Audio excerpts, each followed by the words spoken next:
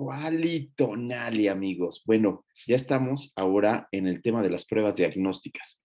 Y el día de hoy vamos a tener una presentación de pruebas diagnósticas. Entonces, bueno, de una vez les agradezco a todos su presencia en este diplomado y que hayan llegado hasta aquí. Nosotros somos parte del Instituto Mexicano del Seguro Social, pero sin más preámbulo vamos a ver qué es eso de las pruebas diagnósticas. Y lo que primero tendríamos que poner es cuál es nuestra agenda, qué es la agenda que vamos a llevar a cabo, y la agenda es esta. Vamos a hablar sobre qué son los estudios de prueba diagnóstica, el diseño arquitectónico de las pruebas diagnósticas, las características metodológicas de las pruebas diagnósticas. Vamos a hacer mucho énfasis en la anatomía de 2x2 de las pruebas diagnósticas para poder hacer los cálculos. Les vamos a enseñar a utilizar unas calculadoras de pruebas diagnósticas que están en la red y finalmente hablaremos sobre ejemplos clínicos.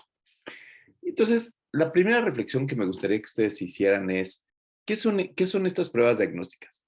Bueno, son estudios que buscan innovar el diagnóstico que ya se hace habitualmente con un estándar de oro. Es decir, no busca hacer un diagnóstico nuevo, sino lo que se busca es comparar el estándar de oro, lo que se hace habitualmente en la práctica clínica, con algo que sea o más barato, o que sea menos doloroso, o que sea más rápido, ¿no? Entonces, a esto le llamamos innovar, le llamamos estudios de innovación. Como les decía, el estándar de oro siempre es una prueba para emitir un diagnóstico.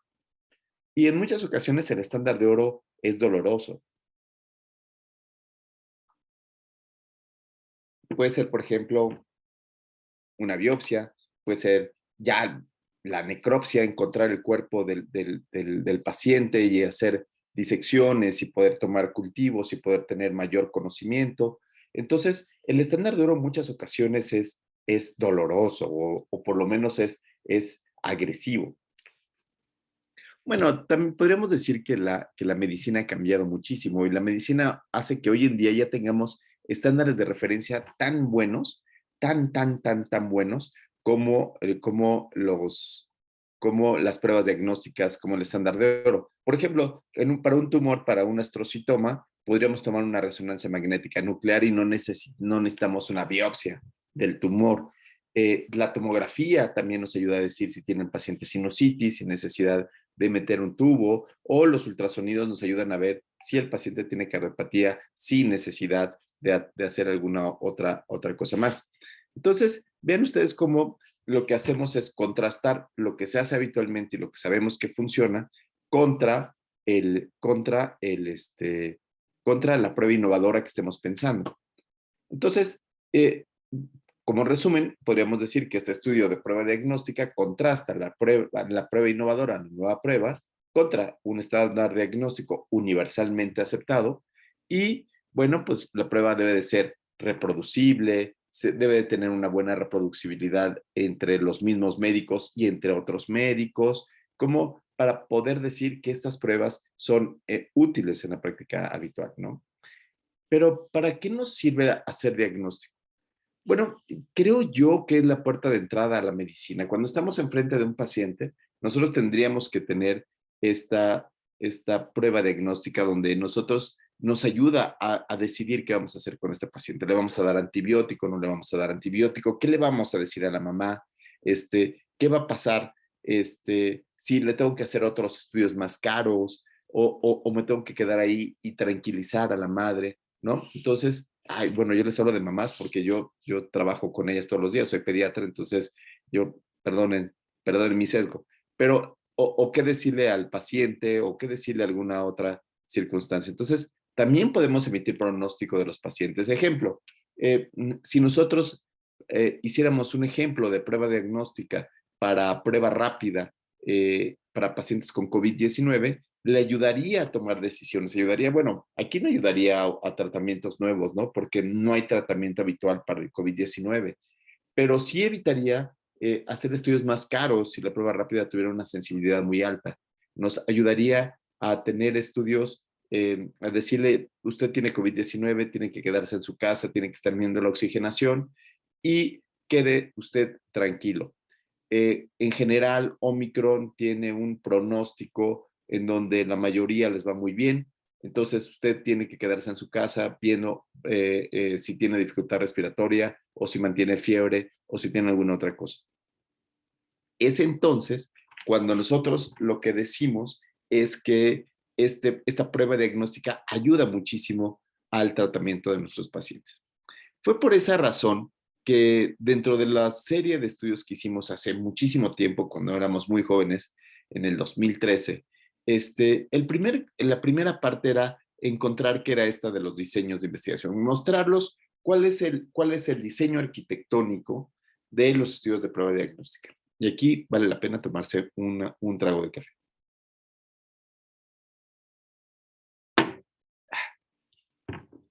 Y bueno, en estos estudios de prueba diagnóstica, lo que tenemos es que tenemos a esta población a la cual le llamamos la información de entrada.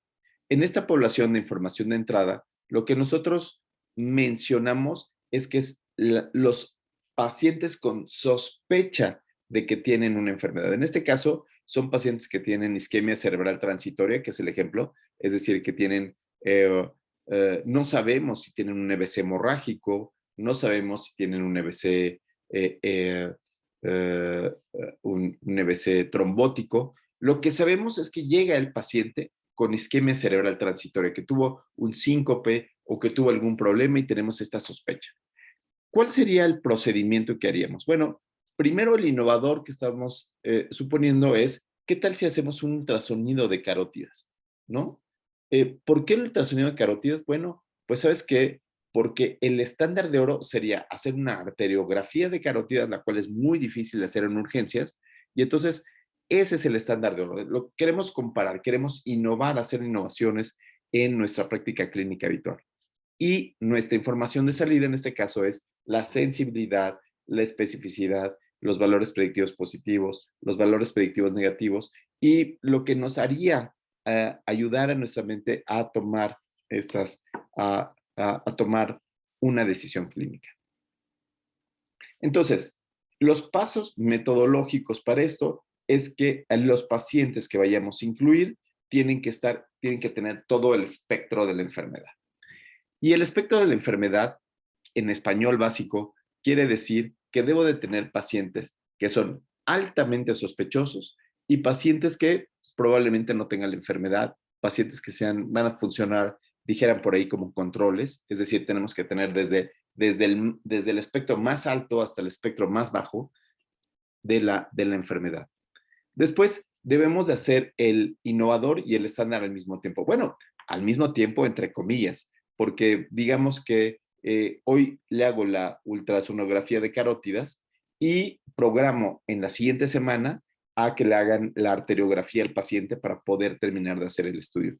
No tiene que ser exactamente en el mismo momento, pero sí es aconsejable que sea en el mismo momento.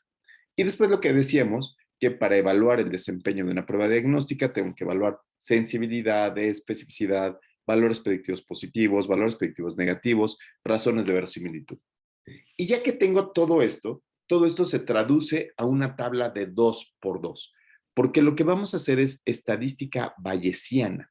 Y entonces tengo estos pacientes que son sospechosos de alguna enfermedad, que pueden ser positivos o negativos al innovador, y en las columnas tengo al estándar de oro, que puede ser igual o positivo o negativo según este estándar de referencia. Y aquí empiezan los vocablos novedosos. Es decir, si sale la prueba positiva, voy a pensar en prueba rápida contra PCR. Si me sale la prueba rápida positiva y la PCR positiva, a ese grupo de pacientes les voy a llamar que esos son los verdaderos positivos. Si sale negativa, van a ser los verdaderos negativos. Y después estarán los falsos positivos y, por supuesto, los falsos negativos. Esta es una parte muy importante porque prácticamente cuando hablamos de pruebas diagnósticas hablamos de estos 4 fenómenos. Hablamos de todo esto para poder entendernos. Digamos que sería como el lenguaje básico de la tabla de 2 por 2. Después se cambió a un poco de álgebra, en donde tenemos A, B, C y D. Y entonces en este poco de álgebra nosotros diríamos que estas columnas, como habíamos visto, A serían los verdaderos positivos, que son los importantes, y D son los verdaderos negativos. Entonces, verdaderos positivos, que son los que nos van a ayudar a calcular la sensibilidad y la especificidad, ¿sí? Y la D, los verdaderos negativos.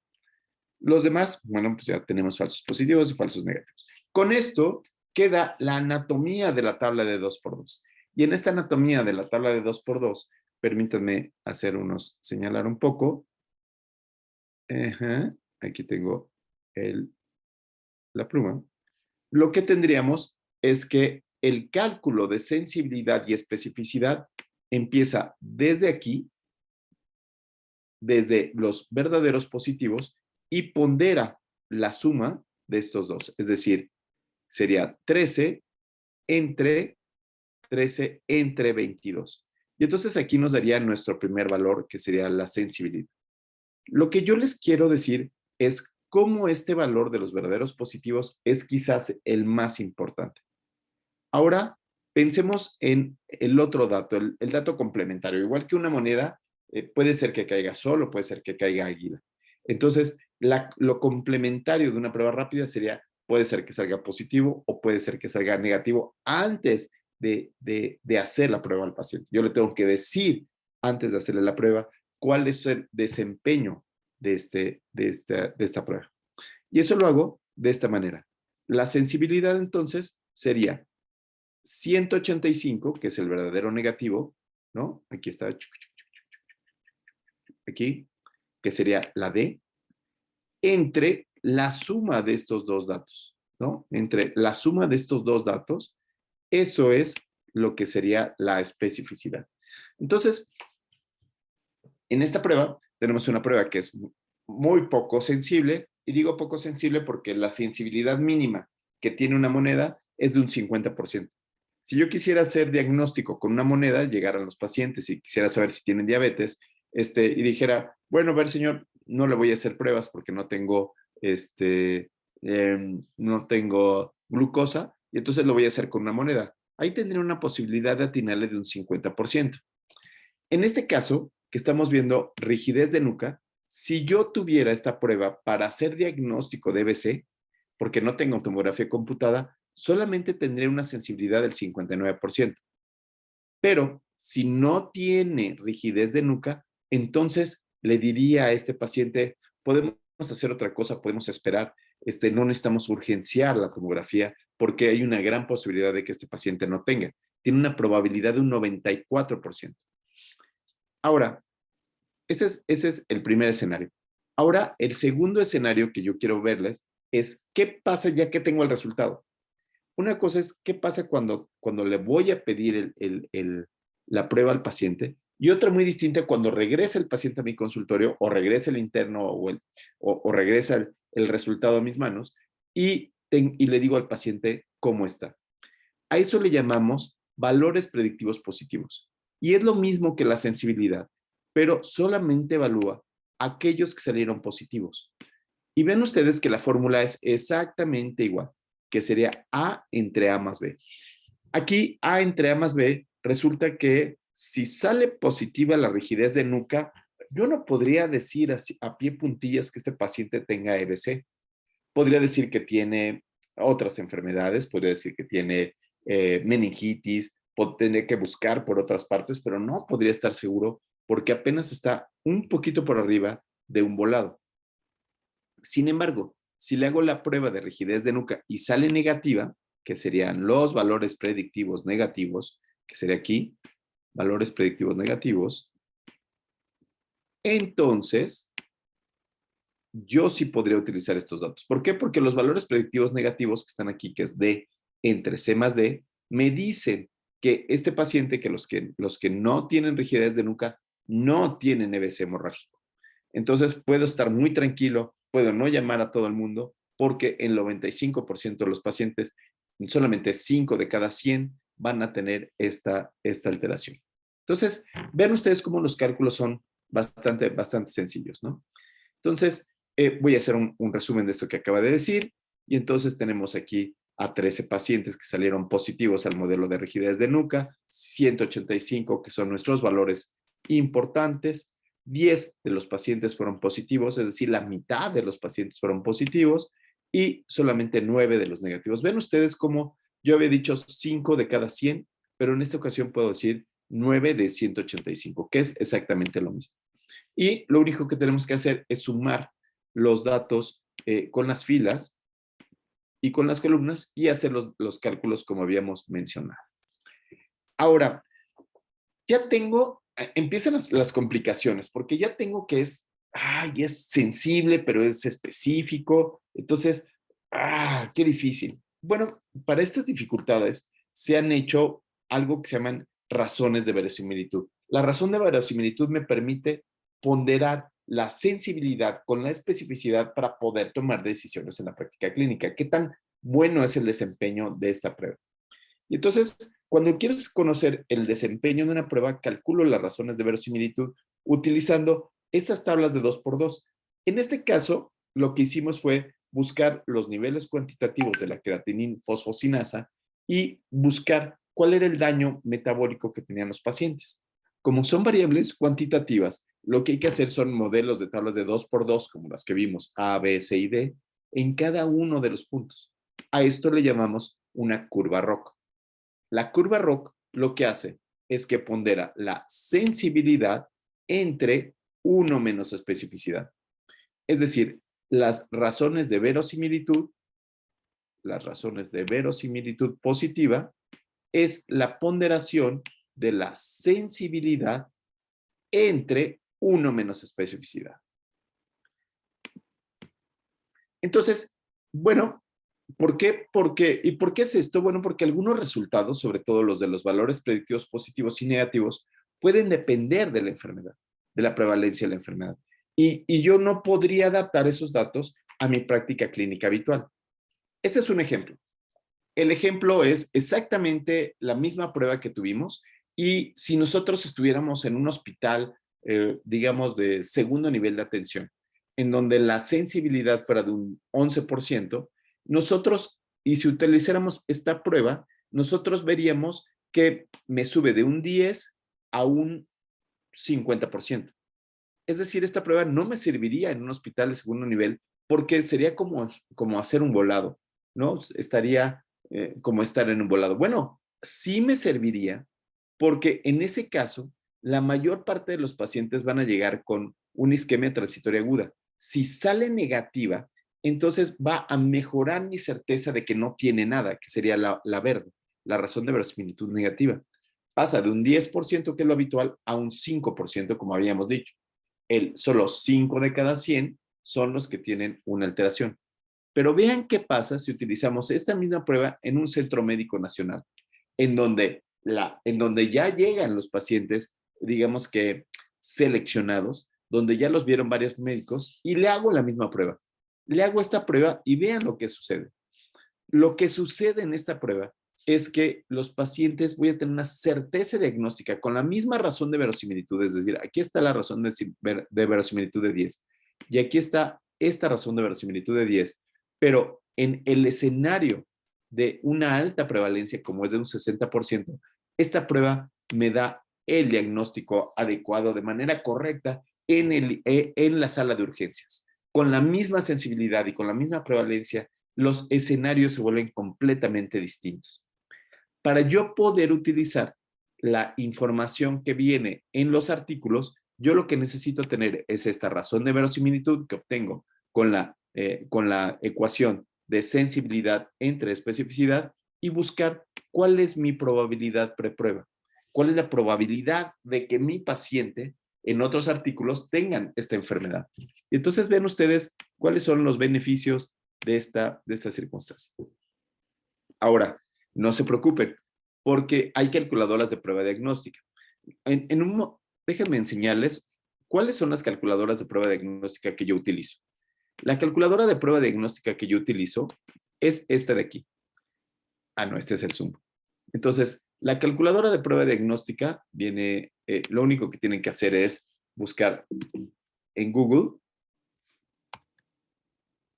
Ay, Dios, me estoy complicando. Calculadoras de nomograma de Fagan. A mí me parece que esta es la mejor manera de utilizarlo.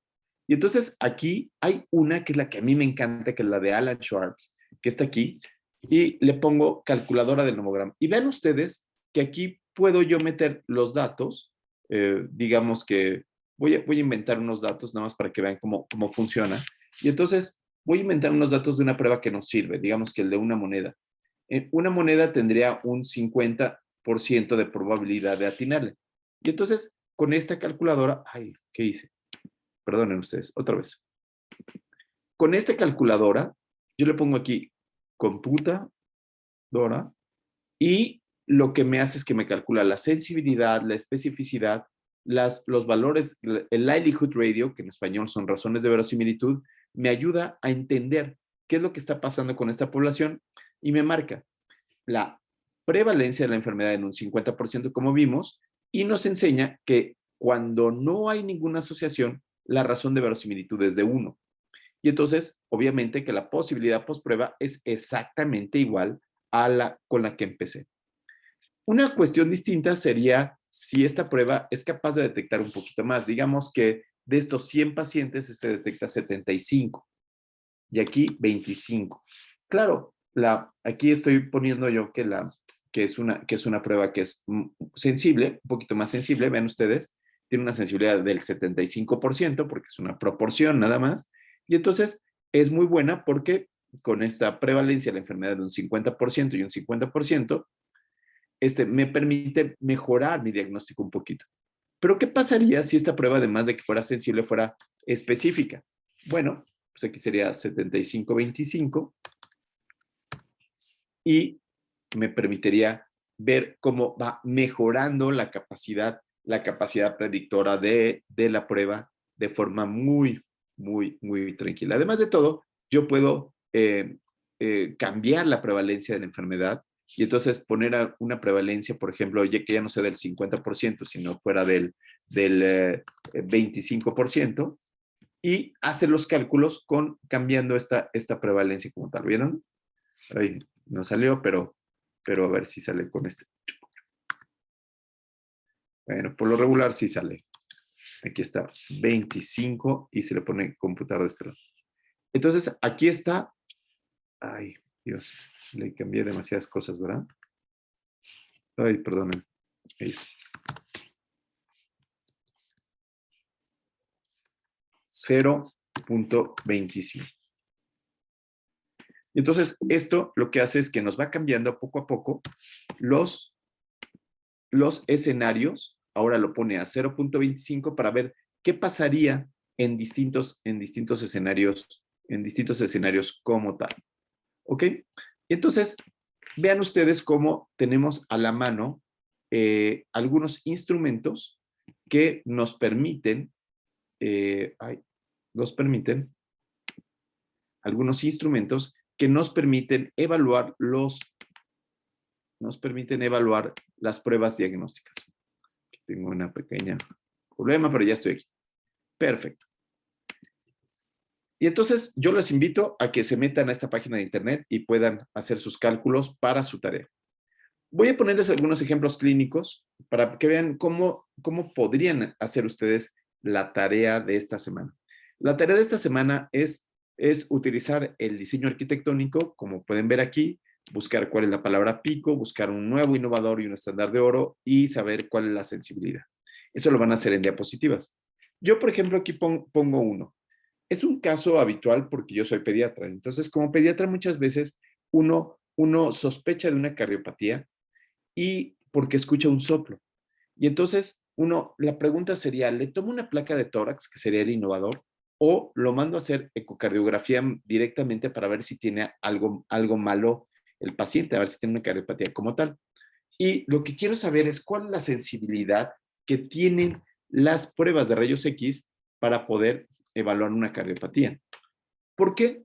Porque esto me va a llevar a una toma de decisiones. La toma de decisiones que yo voy a llevar es, uno, que si tiene una cardiopatía congénita grave, va a requerir cirugía cardíaca, como por ejemplo si tiene doble salida de ventrículo derecho, o si tiene un faló, o si tiene alguna otra cardiopatía que requiere o por lo menos que requiera cateterismo. Entonces, yo requiero una prueba que sea muy sensible. Yo requiero una prueba que tenga un alto valor predictivo positivo para mandarlo a hacer el cateterismo. Si la prueba no fuera tan buena, entonces le mandaría a hacer el eco. Y si le mando a hacer el eco, pues ¿para qué le mando a hacer, para qué le hago perder tiempo a mi paciente tomándole una placa de rayos X? Bueno, podría ser que yo quisiera encontrar conductos arteriosos y quisiera encontrarlo en una placa de tórax. Bueno, entonces ahí la sensibilidad tendría que ser por lo menos de un 80%. ¿Por qué? Porque no sería tan malo darle ibuprofeno a un bebé para cerrar el conducto. Y entonces, podría ser que yo le quisiera tomar la placa para evitar hacerle otros estudios más caros. Entonces, ahí con una sensibilidad mínima de un 75%, podría ser que yo le podría ahorrar al paciente o a la mamá hacer un ecocardiograma o mandarlo a valoración con un cardiólogo. Entonces, es también que si la placa me ayuda a emitir un pronóstico, es decir que tiene un soplo inocente, yo requeriría que tenga un valor predictivo negativo para que yo diga que yo tengo una probabilidad de un 90% de que no tiene nada y que la mamá se vaya tranquila diciéndole, tranquilos, ya le tomamos la placa, ya lo vi y se puede ir usted muy tranquilo. Entonces, lo que tenemos que tener en mente es que tengo que tener valores predictivos positivos altos o valores predictivos negativos altísimos para poder utilizar la placa de tórax en la práctica clínica. Y entonces, aquí yo tengo distintas probabilidades de que el paciente tenga la enfermedad antes de hacer el estudio. Es decir, puede ser que esté asintomático.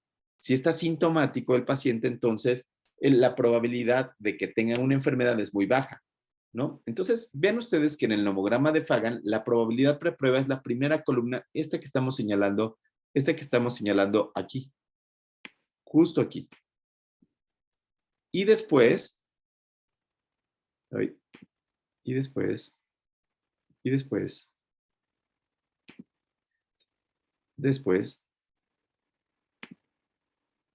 la prevalencia, tengo que ver cuál es la prevalencia del lugar donde estoy.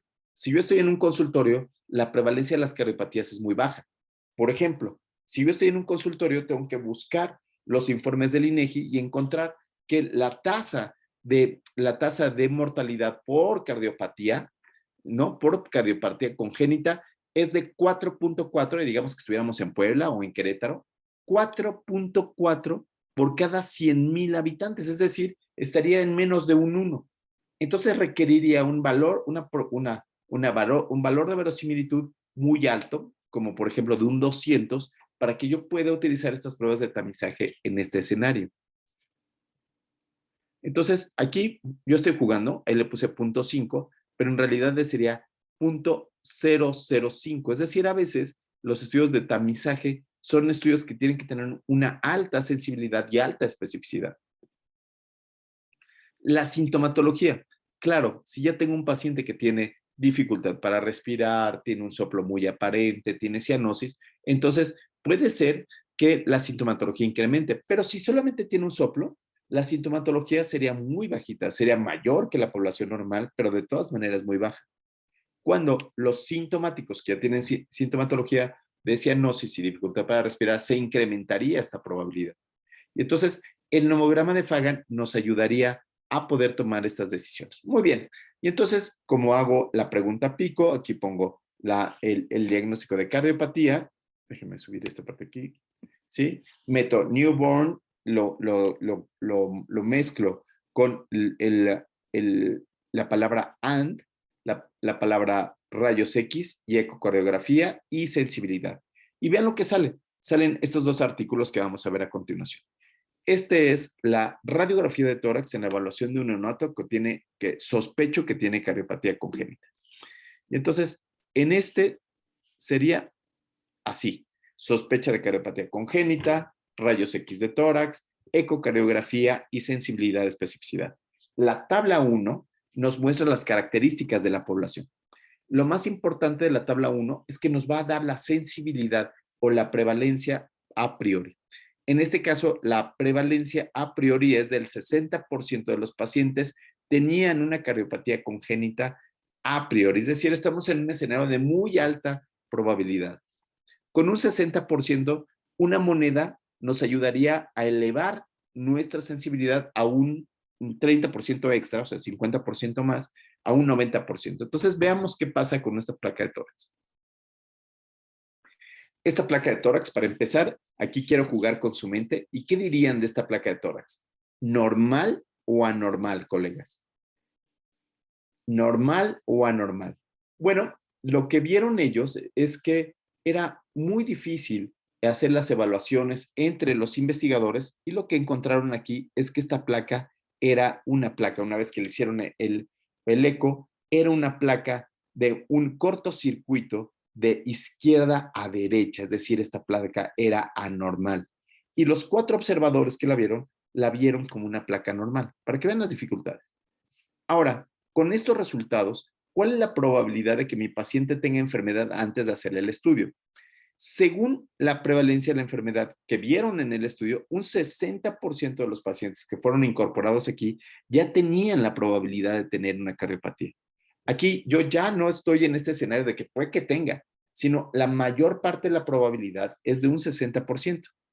A esto le llamamos sesgo de susceptibilidad diagnóstica. Ya de antemano, ya se estaba pensando en que estos pacientes tenían este problema. Entonces, seguimos adelante con todo esto y entonces vemos esta circunstancia y vean los resultados. Los resultados es la sensibilidad de cada uno de los investigadores, de los observadores que estuvieron participando.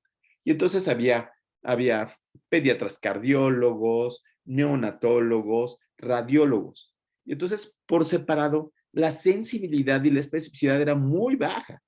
Sensibilidad de 26, especificidad de 90. Los valores predictivos positivos, es decir, si le atinaban a decir al diagnóstico, este niño tiene o no tiene, eran bajísimos, eran similar a un volado.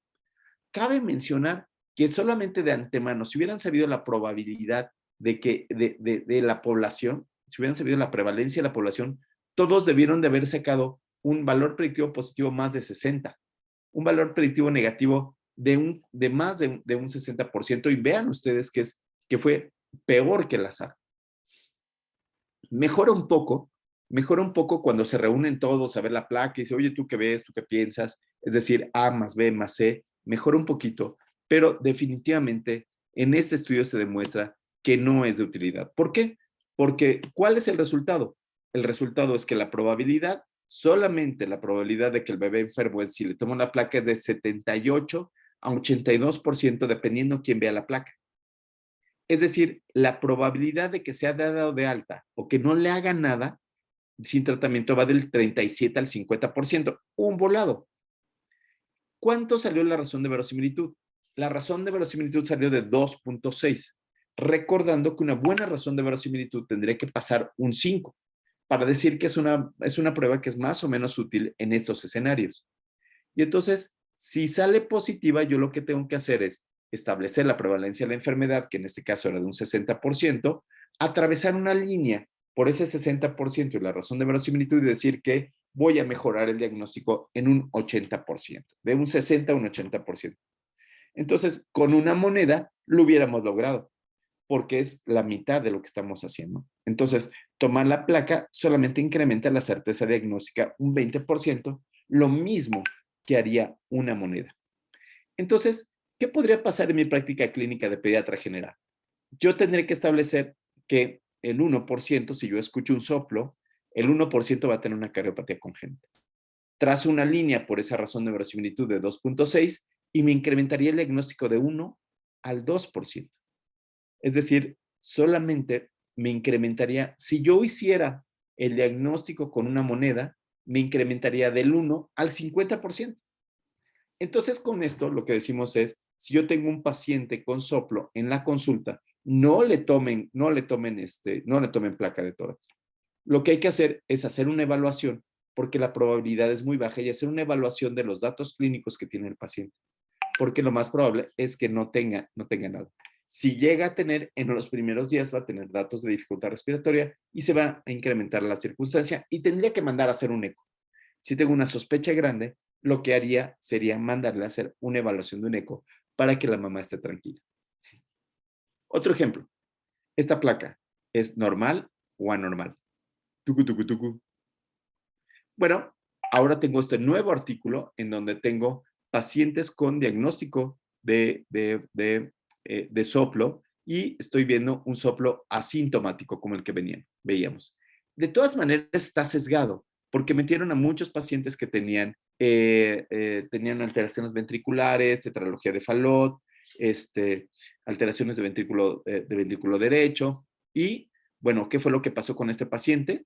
Bueno, pues este paciente no tenía nada. Este es un paciente sano, para los que lo atinaron, muy bien, ¿no? Y vemos otra vez la misma circunstancia.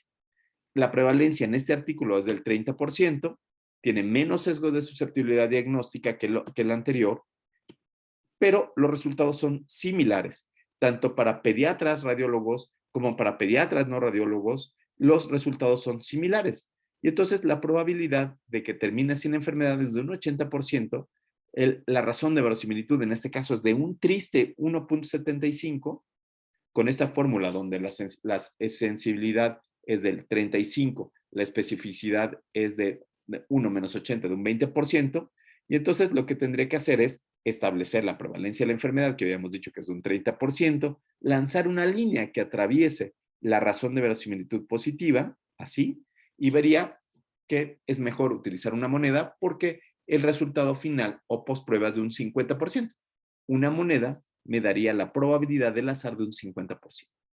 Entonces, ¿la placa incrementa? Sí, sí incrementa un 20% el diagnóstico, sí, pero no ayuda a hacer un diagnóstico más allá que tirar una moneda al aire. Entonces, ¿qué podría pasar en mi práctica clínica general si mando a hacer una placa? Bueno, lo que pasaría es que tendría que establecer esta prevalencia de la enfermedad, pasarla por la razón de verosimilitud que habíamos dicho y tomar una placa, diríamos que incrementa el doble. Me mejora mi práctica clínica, pero cuando lo pongo en números diría, paso de un 1 a un 2%. Y de un 2% como diagnóstico no me ayuda, porque un 50% lo obtengo con una moneda. Tarea. Tienen ustedes que buscar un artículo del desempeño de las pruebas rápidas contra PCR en pacientes con COVID-19. En diapositivas tienen que hacer el diseño arquitectónico de un estudio de proceso y tienen que hacer las tablas de 2x2 y hacer los cálculos en la página que les puse hace ratito, que es la página de Diagnostic Test, que les pongo aquí la dirección.